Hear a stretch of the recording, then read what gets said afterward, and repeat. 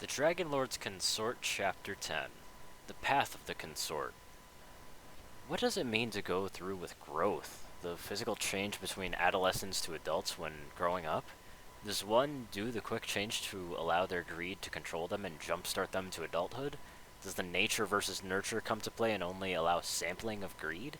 Or does one another allow other fruitions of emotions to come into play? The proper play to begin is all at the beginning of all history, when the first dragons were born of the elements of the world, being earth, wind, fire, or water. Many modern dragons don't consider the sea serpents apart from their kin, but they are dragons nonetheless. Still, it is unprecedented that all dragons come from one common ancestor, Draco, the dragon of the stars, and his mate, the Great All-Mother, Wistula the Wise, the mother of dragons. Many still get confused by their titles, however. The simple understanding is that Draco has modeled the dragons in his own image, and it was his mate, Wistula, that actually gave birth to that image. Not just the modern dragons, but dragons of all kinds, from the wyverns of the north and east with wings larger than their bodies, to the dragons bound to the very earth, bulky and unmoving with scales that stem from the strongest of earthly metals to rock. The fire breathers that many are familiar with are considered the superb of the dragon species, that are seen vastly around the world, to finally the sea serpents of the rivers and oceans that control the very waters of the planet. It was Draco who gave these dragons life, but it was they whom adapted to their elements. But with the adaptation of their elements, there came needs for them. Greed, power, strength, and they were all willing to kill one another for it all. However, none more so needed than the dragons of the land and fires that sought more. The serpents had their own place, the heart of the ocean, while the wyverns were more or less stayed somewhat feral and low intellect and never really caused much outcry amongst their kind. The Bloodstone Scepter was created with a drop of Draco's blood and fire from the earth itself. With it, Draco used to give it to dragons for intelligence and power reasons, though it was nothing compared to the actual power that the Bloodstone held. The stone was just half the power of what the almighty Draco could do, but it still held the power with great consequences if misdirected. Misdirected? Spike muttered. He held the red scroll in his claws, reading that sentence over and over again, before turning towards Ember. The light blue dragoness was currently reading her own scroll, though the one she had was about her courtships, or how they will tie in as her new role as being Dragon Lord. As far as she was aware, she is the only second female in history to gain the title of Dragon Lord, the first one dating back almost 2,000 years prior. She was the one to establish a peace between species and create a boundary for dragons to safely pass through pony lands during the Great Migration, along with negotiations to have more civilized dragons. Refocusing, Spike adjusted one of the pillows he sat on. Ember had brought them over, though not before she had insisted that she retrieve the pillows herself, though it took her almost 10 minutes of searching her pile for the perfect pillow. The birth of greed comes when a hatchling is born and is instantly entranced by the hoard of their parents, regardless of the size or quality. However, a hatchling born into a view of hoards of any kind, it being jewels, shiny objects, or even food or trinkets, will develop greed, but outside of it the hatchling will not develop a great greed. Rather, find an outlet to focus on and stick with it until a form of need or want is developed, or not. The outlet can be many things, but none more so when a dragon establishes a bond for a living thing. One case has shown that when a dragon whelp is left in a care for another creature, a pony for instance, had developed a strong intellectual understanding and has never enacted greed. Huh? Ember looked up from her own scroll and turned to Spike. Find something? She asked. He nodded and pointed to the scroll. Yeah, it says here that dragons prior had left hatchlings with ponies before, and I thought I was the only one. Ember paused, looking up a bit before giving a small nod. A vague memory comes to mind on it, with my father telling me how ponies used to have dragons in their midst, though I don't know the full details. I am pretty sure we can get clarity. These scrolls, after all, are not the full set, rather simplistic readings of the future Dragon Lords that they have to read in order to understand ruling. Perhaps if we ask the Dragon Archivist, he might know something about it. Is he around the Dragonlands? She shook her head. Despite a lot, no. More like a sizable portion of dragons not wanting to meddle in the affairs of ponies. Few actually stick near their areas and work alongside them. The Archivist is but a few of them that is in the pony lands that keeps historical records. Wait, really? She nodded. He is the one who currently handles dragon history, documents and all that. I'm pretty sure he'll know any history between ponies and dragons, though Sometimes I forget his name. Though, judging back by the lack of your knowledge of dragon and pony history altogether, I can say that maybe it wasn't something grand or important. A little deflated, but not entirely disheartened, he took it with some opportunity to say that maybe he could add it to dragon history, with ponies and dragons coexisting with one another stronger than before. Well, maybe in the future. We can make a better future for both kinds, as more than just boundaries and such. Ember gave a smile and a nod. I wish for that too, Spike. If dragons in this or the next generation can grow up as kind-hearted and loving as you, then maybe we can achieve peace just beyond the borders. She then paused and motioned towards the scrolls. Again, the archive as well as a few others have established proper, decent understandings of ponies or other kinds. Huh? Why is it that I'm the only one hearing this from you now? Ember shrugged. It's you and your friends that have traveled farther than I, Spike. I figured you would know if other dragons work alongside ponies or other creatures, she stated, pointing her scroll at him. He shook his head, looking over at the scroll with his claws. You, Garble, the Migration, and the Gauntlet of Fire are the only times where I have actually interacted with dragons. Well, short of the two whom had a settlement near Ponyville a few years back, though I believe they are long since gone by now. Probably just one of the few that decided to no longer be bound by dragon rule, or just looking out for a den away from other dragons, just so they can keep their own horde in check. Either way, as I said, we may be the first ones to establish a proper understanding between dragons and ponies.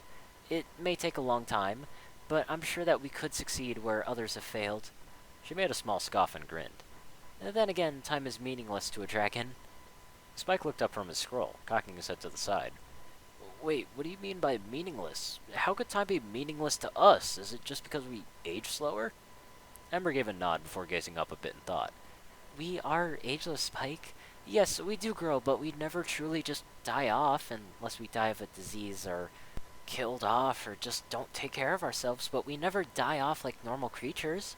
The only reason our population hasn't ravaged the world is because most dragons go into the eternal sleep and they never wake up. In a sense, we sleep, then die without the lack of proper self-care. However, if a dragon avoids the eternal sleep, then we continue on and on. Her eyes met Spike's as if he was fully not aware of his long immortality. She sighed and she realized once more, raised by ponies, came to mind. Shaking her head, something else popped into mind. With all that you have been surrounded by, I figured that some dragons would have established a small settlement with ponies, maybe a community town of some sort, or even an event where creatures of all intellect come to celebrate, the peace amongst others. Spike shrugged. If that does exist, I haven't really been a part of it, he scoffed. Maybe in some other universe there's like a convention like that, maybe? Ember cocked her head in question, but he waved it off. Anyways, with the trials going on tomorrow, your dad didn't really leave much choice for me to go on with how to approach them. And who's even going to be judging me? Ember felt a bit guilty about not knowing as much as him, so she only indulged what she knew. Sitting by him, she made herself comfortable with her consort. Well, from what my mother told me, I begin the trials with stating that you are my choice in the bonding, and I want to bring others in. I can, which I won't. Thoughts of her and Amethyst came up, but they were shot down, with a parachute to allow safe landing. You, however, can choose to be much more than just my consort. Others have appealed and tried to be co-rulers with authority, elders, advisors, or even try to succeed their mate as Dragon Lord. Spike pondered at that, wondering what his role would be. Feeling the question come, he blurted it out. What do you want me to be, then, to you?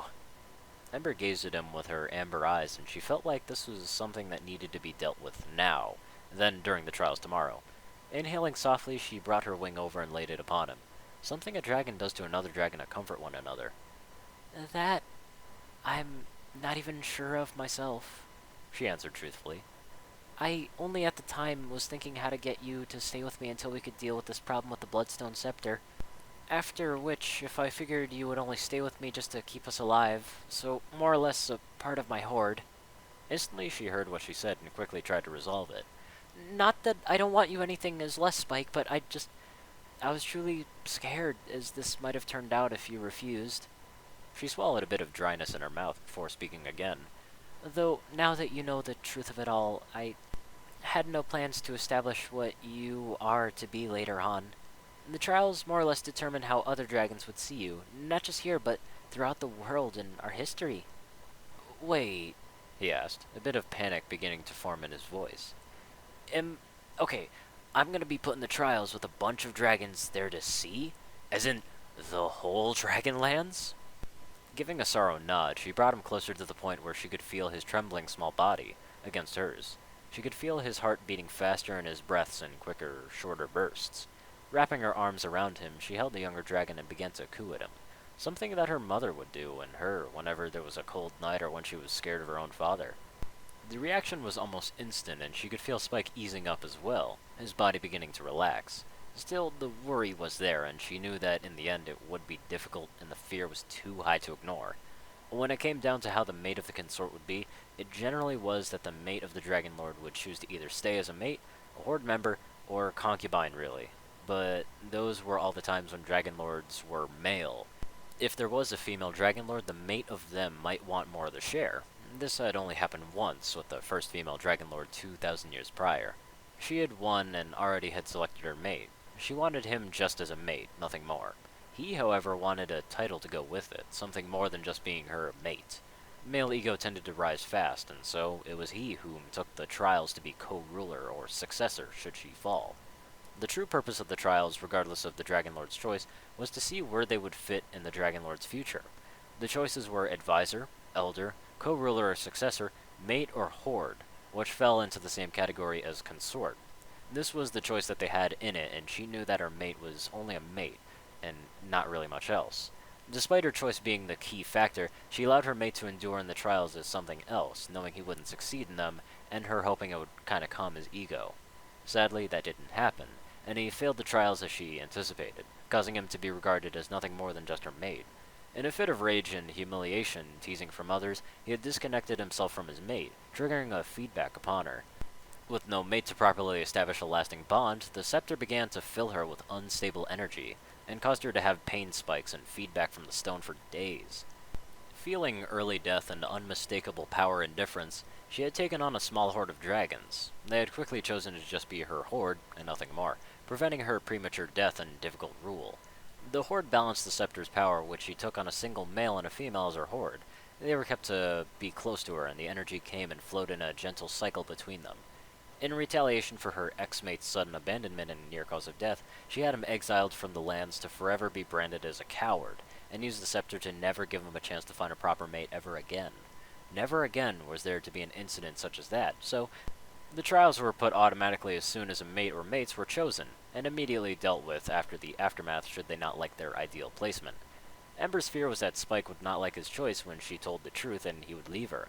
Now, a new choice was being made, and she feared that there might be a second leave of absence. Pushing him a bit back, she gazed into his emerald eyes and spoke clearly to him. What I want from you is to be happy, by my side. I never want to treat you as more than just another piece of my horde. I never want you to think that you're here just to satisfy my needs or quarrels. I never want you to think that. You can't be less than what you are now. I've already lied and nearly turned you against me, and I don't want that burden that weighs down on you for the future. Most dragons settled for the simple life as just being a Dragon Lord's maid, consort, horde, or so on, and that's the story from then on. You're too smart to stay by my side and be nothing more. Truthfully, you wanted to bring our race closer to others like ponies, griffins, and so on, so maybe you can be an advisor and share some common or interested grounds. As an elder, you will be able to record the history and share what you learned to younger generations and older dragons, but unlike an advisor, your words carry more weight, and even in 1,000 years after being with the Dragon Lord, you will still carry law on your own. But if you think you can stand by me, help me, guide me, support me, and maybe speak words that will get others to hear you and your stories when you're by my side, then you can be my co-ruler, or should not, I can be able to rule for a period of time to be my successor. I give you that choice. Spike stared at her amber eyes and felt truth pouring from her words. He had been lied to before and it nearly shattered him, but with a lie, a truth was revealed, and it saved him. Now that Ember knew what it might do to him if she lied once more, or had planned him his nothing more, this would certainly send him back home, regardless of the consequences that might hold it. Maybe he could ask Twilight or the princesses for a spell to stop it, but he wouldn't really be too sure. Now here, she bore onto him what his future may hold here. The fact that he was given options with a much better understanding on each one, he felt happy that he could choose. However, He wasn't sure what each action might bring and how the dragons would see him as. And thinking out loud, he said, "Well, if I were Twilight, I'd probably read on each one and see what the end product would bring." Feeling his words leave his mouth, he nodded to the scrolls, and Ember felt a smile across her snout. "A true advisor, elder, co-ruler, or dragon lord studies their roles before choosing. I think that's a great start." Ember went back to the walls, muttering to herself as she selected a few scrolls from the walls. 3 small blood-red ones, each one old and covered with some dust, where they're showing a bit of wear and tear on the sides showed use.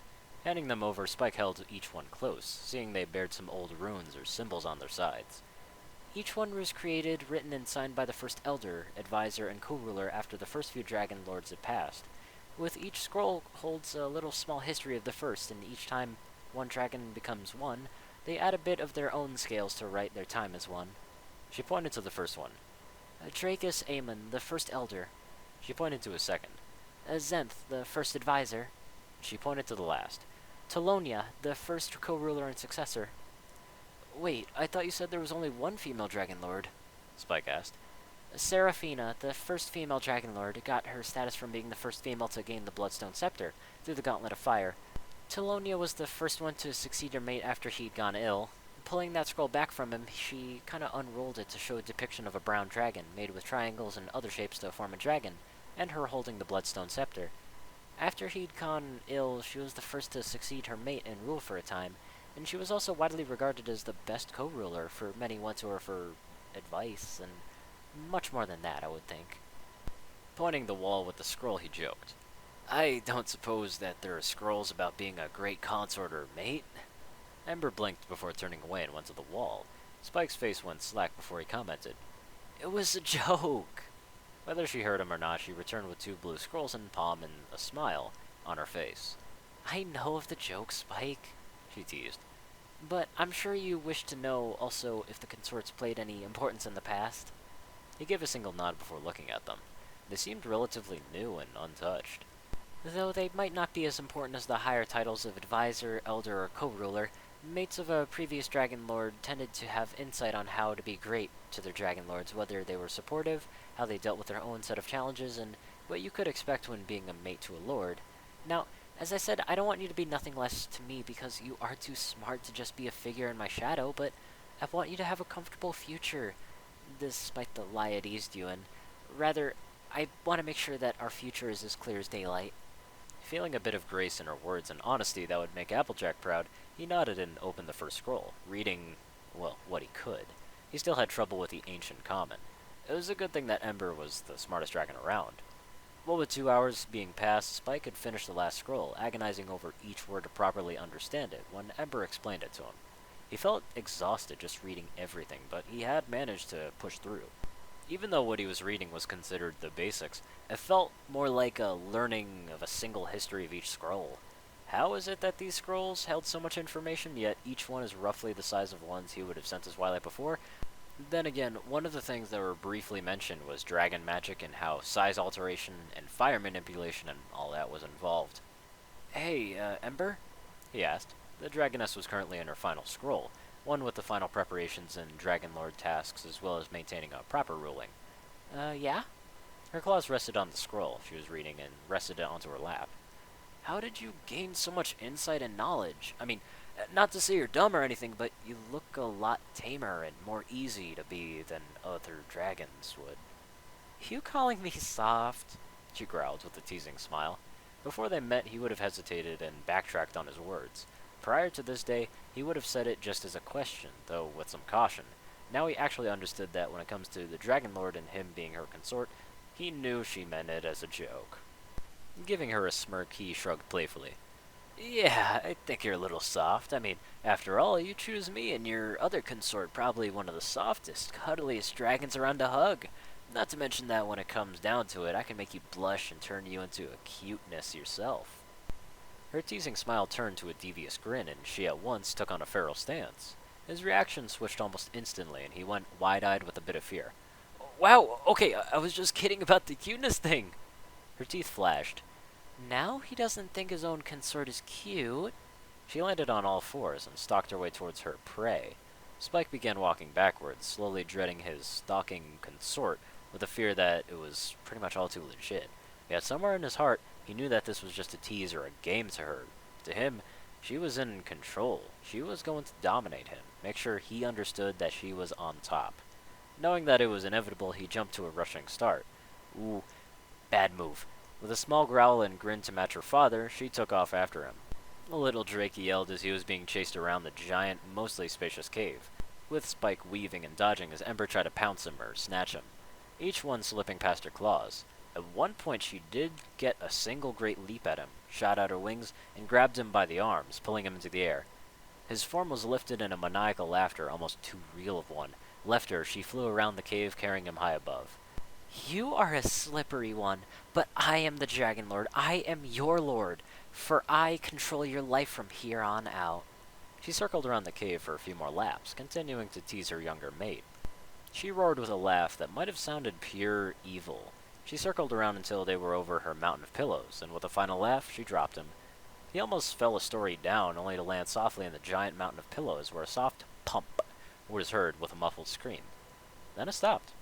Ember hovered over with a glee most evil, and she laughed at how she just managed to get Spike to realize that he was so wrong for calling her soft and cute. It was a tease, but she knew he could only call her that. However, realizing that she had just dropped her mate in a mountain of pillows, where not a week prior she had her sessions there and not fully cleaned them out, her face dropped to horror in seconds as there was no audible noise coming from the pillow mountain. Immediately she dove into the mountains in a steep descent, disappearing into the pillows. She dove deep enough where Spike had been burrowed deep and saw the tiny dragon staring up at her with a dazed look but heavy breathing. Spike! She called out, reaching out towards her consort. Are you okay? Did I hurt you? A bit of an emotional wave coming and showing through her face. I'm sorry if I didn't. I was just playing around. Spike finally snapped out of his dazed look, and his heavy breathing almost ceased when he stared up at his mate. Quickly shaking his head, he gave a small nod with a smile. Yeah, I'm okay, Ember. He paused, seeing that she really looked worried about him, but he was fine. Why did she continue to look worried? He didn't really know. As if to answer his own thoughts, a strong scent of something filled his nostrils, though. The heavy breathing as he had been dropped had only allowed the scent lingering in the pillows to enter his system faster. Being surrounded by the pillows that only allowed so much clean air, left all the wandering scent to begin inhaling inside of his lungs. She saw his nostrils flaring, that had Ember feeling fluttering in her stomach, watching as Spike inhaled deeply, his eyes once more becoming dazed and half-lidded. Oh, great Draco, he was inhaling it. Despite not all the pillows having her leftover fluids, any that did, had trapped the air with the ones in and created a little hotbox. Before she could even think about anything remotely to say, Spike suddenly reached out and pulled her over him. It was her turn to yelp as he faced hers, and he was pressing against her breast, and allowing him to deeply inhale her. He knew that that scent was hers, but the one he was smelling was much more sweeter, more alluring. Ember? His voice was filled with a haze and confusion. He was a little bit dizzy, but it was a gentle disorientation as he continued to hold and inhale Ember. I feel funny. Oh, great Draco. It was his first time smelling a dragoness in heat. It was her preheat, but it still carried the same luring effects of a real heat. Ponies might have gone through heat, but either it smelled different, or it was not really appealing to him, but Ember was the first dragoness that he actually had encountered, according to him. She was being smothered by a preteen Drake, whom was never taught the basics of dragon maturity, let alone dragon mating. Fearing this might quickly get out of claw, she began to quickly dislodge herself from him. Spike, what you're smelling is from me. I know that, he responded, still trying to smell her, only now he was rubbing his head against her breast, back and forth, trying to rub that alluring scent on his own. But it's so nice to smell, and I feel funny. Not ha-ha funny, but it's nice and wonderful and sweet. He was beginning to ramble, and oh, he was really deep into her scent. She could even feel herself becoming intoxicated, not just by her own smell, but by his. He was still young, yet already the traces of a teenage Drake was starting to develop. The scent only brought his memories back as she visualized not too long ago about him and her, stirring up her own body. She twisted her legs, trying to keep them tight and closed. Struggling more, she managed to overpower the Drake and pulled herself off before shuffling a bunch of her pillows out of the way, trying to bring in some fresh air. She cleared an opening, bringing in the fresh air to herself, and she was about to pull out of it, just as Spike grabbed her legs. She wanted to yelp, but she wanted to cry out in surprise, but What really left was a gasp, followed by a shriek of what Spike had just done. It was too late. The young Drake had succumbed to his inner instincts and he lost himself. A true yelp left as she was being pulled back into the mountain of pillows, and her consort's true simulation came into fruition. Instincts had won him over.